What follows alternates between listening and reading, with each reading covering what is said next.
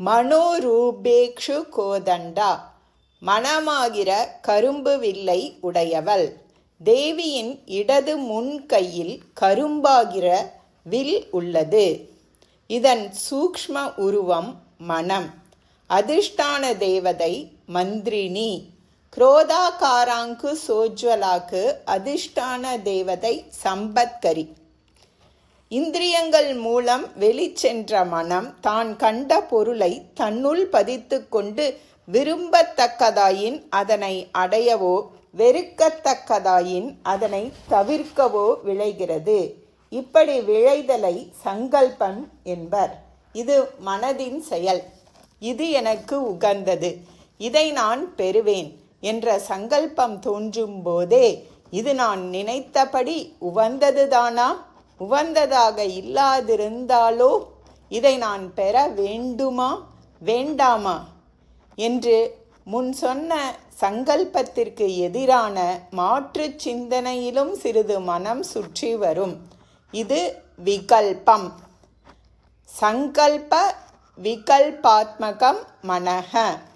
இந்த மனம் தேவியின் கையில் வில்லாக அமைந்துள்ளது. வில் வளைந்து நிமிரக்கூடியது. அப்படி வளைந்து நிமிரும்போது எளிதில் ஒடியாதிருக்க ஈரமற்ற மூங்கில் பட்டையால் அதனை அமைப்பர்.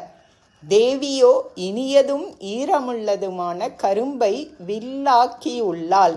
அது எல்லாம் வல்ல அவள் மனதின் உருவமாகையால் ஈரமிருந்தும் திடமாக உள்ளது.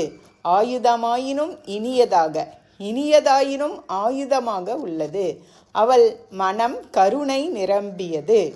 அதனால் ஈரமும் இனிப்பும் அதனை விட்டு அகலாதவை. இந்த மனம் உடலில் இருக்கிறது. உடலை சரீரம் என்பர். ஒவ்வொரு நொடியிலும் தளர்ந்து கலகலத்து மாயக்கூடியது.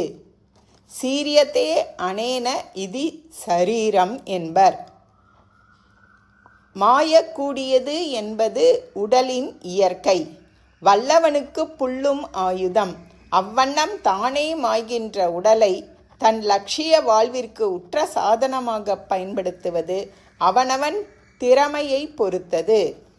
வில்லாளி அம்பை தனது லட்சியத்தை நோக்கி செலுத்தி தன் விருப்பத்தை நிறைவேற்றிக் கொள்வான். லட்சியம் நிறைவேறுவது அம்பின் மதிப்பால் அல்ல, அதனை இலக்கை நோக்கி எய்தவனின் மனத்திடத்தாலும் செயலாற்றும் வகையாலும் நிறைவேறுகிறது. மாய்கின்ற உடலை மாயாத வாழ்விற்கு பயன்படுமாறு உபயோகப்படுத்த வேண்டும். மனையேவ பந்த மோக்ஷ காரணம் அப்படின்னு சொல்லுவாங்க. மனசுதான் பந்தத்துக்கும் காரணம், மனசுதான் மோக்ஷத்திற்கும் காரணம். பந்தத்திற்கு காரணமான மனதை தேவியின் அருளால் மோட்சத்திற்கு காரணமான மனமாக மாற்ற வேண்டும். ஓம் தத்சத்.